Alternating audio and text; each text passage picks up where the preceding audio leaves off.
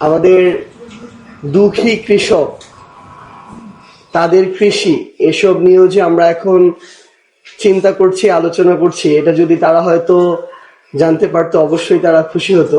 এবং আশা করি এই বার্তাটা তাদের পর্যন্ত পৌঁছাবে। কারণ আমি একেবারেই গ্রামে বড় হয়েছি। আমার বাড়ি, জন্মস্থান, যেখানে আমার জীবনের প্রথম 18 বছর কেটেছে, সেখান থেকে ভারতের সীমান্ত হচ্ছে 2 কিলোমিটার, মানে এতটাই গ্রাম অঞ্চলে।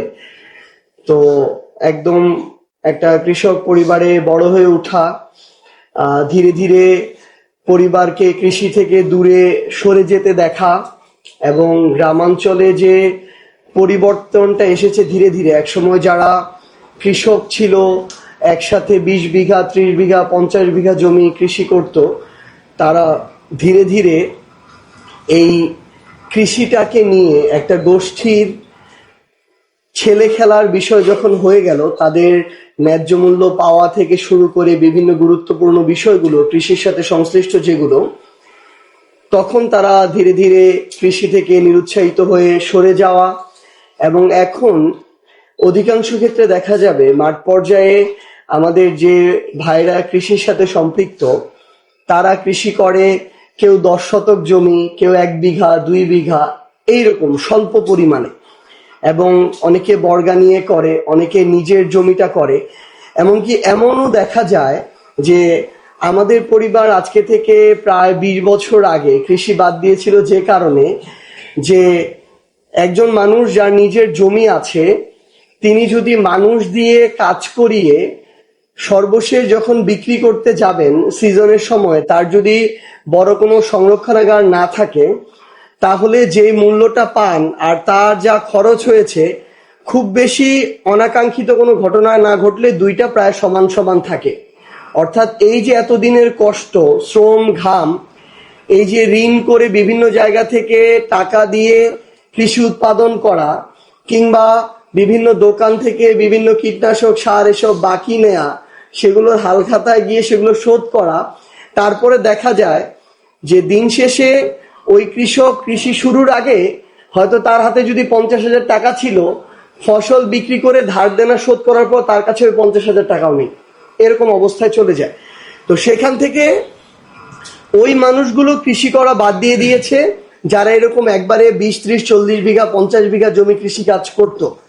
এখন যারা করে, আমি মাঠ পর্যায়ে যেটা দেখেছি, যে যেই মানুষগুলোর ধরেন আরেকজন থেকে বর্গা নেয় 1 বিঘা, 2 বিঘা, 3 বিঘা, 5 বিঘা জমি, কিংবা নিজের আছে 10 শতক, 20 শতক, 50 শতক, সেই জমিগুলোতে তারা নিজেরা সার ছিটায়, তারা নিজেরা, মানে আমাদের যে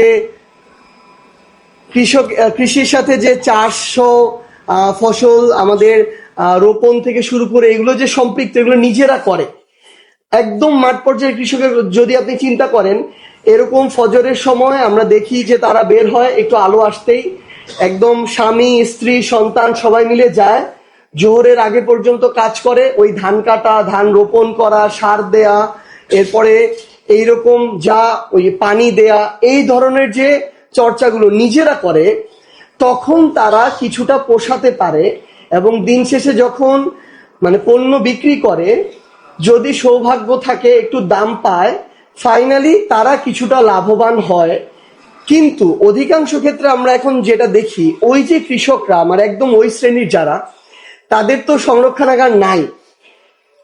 একদম মাঠ পর্যায়ে যে কোল্ড স্টোরেজ গুলো, একটা উপজেলায় দেখা যায় একটা দুইটা কোল্ড স্টোরেজে একটা উপজেলার যে পণ্যগুলো সংরক্ষণ করা প্রয়োজন, তার মানে 10 ভাগের 1 ভাগও সংরক্ষণ করা যায় না। এবং সেখানেও এখন আলাদা ধরনের একটা টাকার খেলা শুরু হয়েছে। এই ক্ষুদ্র যারা কৃষি করে মাঠ পর্যায়ে, তারা ওই পর্যন্ত যায় না। তো তারা কি করে, ইনস্ট্যান্ট ওই ধরেন ধান করলো, ধান কাঁচা কাঁচা ধান ওই অবস্থায় কেটে মেরে একদম আঙিনা থেকে সেখান থেকে বিক্রির জন্য বস্তা ভরে নিয়ে চলে যায়। ফলে ওই সিজনের সময়ে তারা তুলনামূলক যতটুকু দাম পাওয়া দরকার, যেটা ন্যায্য মূল্য আমরা বলছি, সেটা তারা পায় না, এবং তাদের লাভের পরিমাণটাও খুবই কম হয়। এখন আমি আসলে যে জায়গাটা নিয়ে কথা বলতে চাই, এটা হচ্ছে একজন, যেহেতু আমি রাজনীতির সাথে সম্পর্কিত, এখানে আমার মনে হয়েছে যখন আমি দেখেছি এবং এখনো যতটুকু দেখছি যে রাজনৈতিক এবং দলীয় একটা দুর্বৃত্তায়ন আছে। একজন কৃষকের এই কৃষির একদম উৎপাদন থেকে শুরু করে বিক্রি পর্যন্ত এই প্রত্যেকটা ধাপে ধাপে কিভাবে রাষ্ট্রীয়ভাবে ক্ষমতাসীন দল এবং তাদের নেতাকর্মীরা মিলে, সেটা যেই দলই ক্ষমতায় থাকুক না কেন, এতদিন পর্যন্ত আমরা যা দেখেছি এবং এখন পর্যন্ত যা দেখছি, তারা মিলে একসাথে যতভাবে কৃষকের অধিকার লুটপাট করা যায়, যতভাবে তাদেরকে বঞ্চিত করা যায়, যতভাবে সিন্ডিকেট করে মুনাফা অর্জন করা যায়, সেই চেষ্টাটা কোনো ধরনের ইনভেস্ট ছাড়া এই রাজনৈতিক দুর্বৃত্তরা করার চেষ্টা করছে। আপনি একদম শুরু থেকে দেখেন সারের সিন্ডিকেট, যে সারের বস্তা ধরেন 1400 টাকায় পাওয়ার কথা, সেই বস্তা দেখা যায় 2200 টাকাও পাওয়া যায় না। আপনি দেখবেন এই সারের লাইসেন্স একটা জেলায় যদি দেয়া হয় 50টা, 3 থেকে 4টা পরিবারের মধ্যে এই 50টা লাইসেন্স দেওয়া হয়েছে বা তারা পেয়েছে। বউয়ের নামে, সন্তানের নামে, ভাইয়ের নামে, ভাতিজার নামে, এভাবে তারা এটা নিয়ন্ত্রণ করে এবং কোথায় কতটুকু সার যাবে, প্রাপ্যতা থাকবে, এটা তারা নির্ধারণ করে দামটা বাড়ায়। এই আমাদের সর্বশেষ আমাদের জ্বালানি সংকটে যেটা হলো, যতক্ষণ পর্যন্ত দাম বাড়ানো হয়নি, হাজার হাজার গাড়ির লাইন, দাম বাড়ানোর সাথে সাথে 2-3 দিনের মধ্যে কি এক আলাদিনের প্রদীপ আসলো, কোনো লাইন নেই, সব লাইন শেষ হয়ে গেল। এইরকম করে সিন্ডিকেট করে কৃষকদেরকে জিম্মি করে এই সারের দাম বাড়ানো হয়, কীটনাশকের দাম বাড়ানো হয়। এরপরে আমরা যেটা দেখি যে বিভিন্ন ধরনের সরকারি সুযোগ সুবিধা যায়, সরকার যেগুলো খাতা কলমে বলে আর কি, অনেক বড় বড় প্রজেক্ট থেকে শুরু করে সার বীজের সুযোগ সুবিধা জেলা প্রশাসন, উপজেলা প্রশাসনের মাধ্যমে কৃষকের কাছে যায় খাতা কলমে। কিন্তু মাঠ পর্যায়ে একজন কৃষক অধিকাংশ ক্ষেত্রে হয়তো জানেও না যে তার জন্য এটা এসেছে। যেটা হয়, ওই উপজেলা প্রশাসনের মধ্য দিয়ে উপজেলার ক্ষমতাসীন দলের যারা নেতৃবৃন্দ, তারা তাদের মতো করে সেগুলো ভাগ বাটোয়ারা করে। হয়তো এর মধ্যে অনেকেই আছে যার কৃষির সাথে বিন্দুমাত্র সম্পর্ক নেই, তাদের মধ্যে অনেকে এগুলো আবার আনঅফিসিয়ালি বিভিন্ন দোকানের মাধ্যমে বিভিন্ন জায়গায় বিক্রি করে। এই ধরনের রাজনৈতিক দুর্বৃত্তায়নটা হয়। এবং আমরা যেটা দেখি যে কৃষক যখন এই উৎপাদনটা করলো, উৎপাদন করার পরে এই যে মূল্যটা, অনেক ক্ষেত্রে এখন এটা হচ্ছে, যেমন সর্বশেষবার আমি যেটা দেখলাম যে কৃষক বলছে তাদের 1 কেজি আলু উৎপাদন করতে যদি গড়ে এমন হয় যে তার খরচ হচ্ছে কেজি প্রতি 12 টাকা, এমন হয়েছে সর্বশেষবার যে কেজি প্রতি কৃষক পেয়েছে পাইকারি দরে 8 টাকা করে কেজি। এখন যেই কৃষকের সকল মূলধন ওই 2 বিঘা আলু চাষে সে বিনিয়োগ করে, যার পরিবার, সন্তান, পড়াশোনা, সকল স্বপ্ন, পরের বার যে ঘরটা ঠিক করবে বর্ষাকালে, এই সব কিছু ওই আলু বিক্রির মুনাফার উপরে নির্ভর করে, তার যখন ন্যূনতম যেটুকু খরচ হয়েছে তারপরে সামান্য একটা মুনাফা সে পায় না, তখন তো ওই কৃষককে নিয়ে আমরা রাষ্ট্রীয়ভাবে একটা ছেলে খেলা করছি, তার স্বপ্নগুলোকে নিয়ে আমরা আমাদের মতো করে প্রতারণা করছি। তো আমার জায়গা থেকে এটা একটা আহ্বান থাকবে যে প্রত্যেক বছর অন্তত এটা একটা পণ্যের উৎপাদন কতটুকু ব্যয় আছে এবং তার সাথে ন্যূনতম কৃষকের জন্য একটা মুনাফা সেট করে এই ধরনের একটা ন্যূনতম মূল্য মাঠ পর্যায়ে ঠিক থাকা উচিত, যেন একজন কৃষকের অনেক বেশি লাভ না হলেও অন্তত সেই কৃষক যেন লোকসানের মধ্যে না পড়ে। কারণ এই লোকসান কাটিয়ে ওঠার অনেকের অনেক সামর্থ্য থাকতে পারে, কিন্তু এরকম বাংলাদেশে লক্ষ লক্ষ কৃষক আছে যার একবার যদি 1-2 লক্ষ টাকা ক্ষতিগ্রস্ত হয়, ওই লোকসান কাটিয়ে ওঠার সক্ষমতা অন্তত 2-4 বছরে তার থাকে না।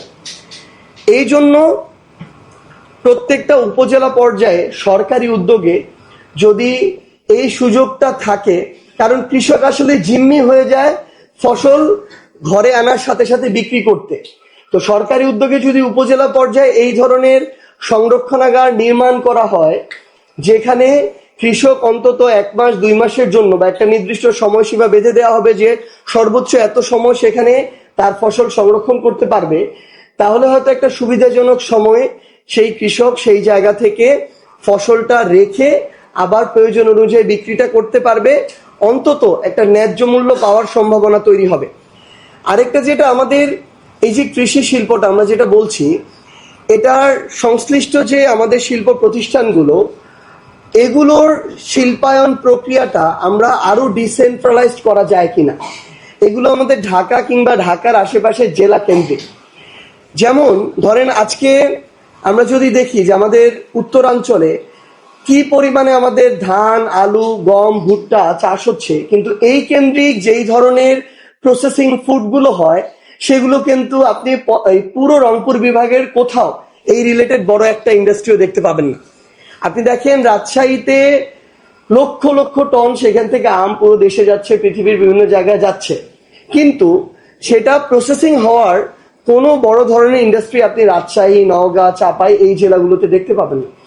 সো এই প্রক্রিয়াটাকে যদি ডিসেন্ট্রালাইজ করা যায় তাহলে একই সাথে সেটার সাথে সেই ইন্ডাস্ট্রির সাথে যদি কয়েক হাজার মানুষের সম্পৃক্ততা তৈরি হয় তাহলে ওই জেলাগুলোতে আমার পেশারও একটা বৈচিত্র্য আসে, পাশাপাশি একটা বড় সংখ্যক মানুষের একটা স্থায়ী কর্মসংস্থানের একটা ব্যবস্থা তৈরি হয়। নাহলে এমন সেই জায়গাগুলোতে হাজার হাজার পরিবার আছে, ওই নির্দিষ্ট একটা পণ্য যদি তারা লাভবান না হয় কিংবা কোনো দুর্যোগের মধ্য দিয়ে যায় তাহলে সকল পরিবারগুলোকে একটা বড় সময় 6 মাস 1 বছর একটা অনেক বড় দুর্ভোগের মধ্য দিয়ে যেতে হয়। তো আমাদের জায়গা থেকে একটা এই প্রস্তাবনা থাকবে যে এই ধরনের কৃষি ভিত্তিক যে আমাদের শিল্পায়নগুলো সেগুলোকে আরো কিভাবে যেই এরিয়ায় তাদের প্রতুলতা অনেক বেশি সেখানে ডিসেন্ট্রালাইজড করা যায়। আরেকটা জিনিস হচ্ছে সরকারের নীতিমালা। আমরা এটাও দেখেছি যে আমাদের আদানি সাহেবকে, যিনি আমাদের নরেন্দ্র মোদীর ক্যাশিয়ার, তাকে ক্যাপাসিটি চার্জ দেওয়ার জন্য বাংলাদেশের জ্বালানি খাতের বিদ্যুৎ উৎপাদনের নীতিমালা পর্যন্ত পরিবর্তন হয়ে গিয়েছিল, কারণ সেই ক্যাপাসিটি চার্জ ছিল ক্ষমতায় টিকে থাকার চার্জ, ক্ষমতায় টিকিয়ে রাখবে এই টাকা ক্যাপাসিটি চার্জের মাধ্যমে দেয়া হতো। তো বাংলাদেশে এরকম বড় বড় প্রতিষ্ঠানের জন্য নীতিমালা পরিবর্তন হয়, কিন্তু আমরা চাই যে আগামীতে আমাদের নীতিমালার ভিতরে অনেক ধরনের ঝামেলা আছে এবং এই নীতিমালা তখন পরিবর্তনের চিন্তা আসে যখন একটা সমস্যা প্রকট আকার ধারণ করে, মহামারী আকার ধারণ করে। যেমন আপনি দেখবেন কয়েকদিন আগে আমরা দেখলাম চট্টগ্রামের মেয়র সাহেব যখন এখানে কোমর পরিমাণ পানি একদিনের বৃষ্টিতে, তিনি ওই পানিতে নেমে ভিডিও করছেন এবং মানুষের প্রতি সহানুভূতি জানাচ্ছেন। আপনি তো মেয়র আছেন 2 বছর ধরে, এতদিন ধরে কি করছিলেন? এতদিন ধরে আপনার মাথায় এটা আসে নাই যে সামনে বর্ষা আসতে পারে, চট্টগ্রামের জলাবদ্ধতা এটা তো চট্টগ্রামের একটা ক্যান্সার, এটা আমার এখন থেকে উদ্যোগ নিতে হবে। সেটা না করে যেদিন আপনার বৃষ্টি হলো আপনি সেখানে গেলেন লাইভ করতে। তো আমাদের এটা হয় যে তখন নীতিমালা করা হয় যখন আমাদের একদম দেয়ালে পিঠ থেকে যায়। তো আমরা আহ্বান করব সরকার যেন তাদের জায়গা থেকে এই ধরনের কৃষি উপযোগী এবং কৃষকের জীবন বাঁচানো এই উপযোগী আমাদের নীতিমালাগুলো ঠিকঠাক করেন তাদের জায়গা থেকে। এবং আমাদের যে জিনিসটা হয় আসলে এই নীতিমালাটা হয় কি এইভাবে যে কোনখান থেকে নীতিমালা করার পরে আমাদের পলিটিক্যাল ডাকাতরা সবচেয়ে বেশি ধান্দাবাজি করতে পারবে ওই অনুযায়ী নীতিমালা সাজানো হয়, ওই প্রজেক্ট আনা হয়। একটু আগে আমাদের একজন স্পিকার বলেছেন যে আমাদের এই প্রজেক্টগুলো করার সময় আসলে দেখা হয় যে কোথা থেকে বেশি মুনাফা অর্জন করা যায়, মেগা প্রজেক্টের নামে মেগা ডাকাতি হয় আর কি।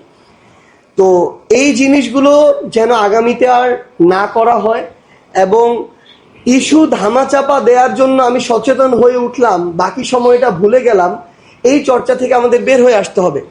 আমরা গতকালকে এটার একটা উজ্জ্বল দৃষ্টান্ত দেখেছি। জনাব তারেক রহমান আমাদের বোন রামিসাকে যখন নৃশংসভাবে হত্যা করা হলো, যখন দেখলো পরিস্থিতি নাগালের বাইরে চলে যাচ্ছে, তখন একজন প্রধানমন্ত্রী হিসেবে তিনি সাথে স্বরাষ্ট্রমন্ত্রী এবং আইনমন্ত্রীকে নিয়ে তার বাসায় চলে গেলেন।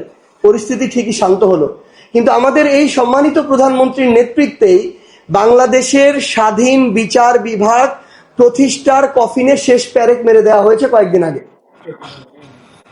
সেখানে পৃথক সচিবালয় প্রতিষ্ঠার যে আইন, সে আইনটাই বাতিল করে দেওয়া হলো।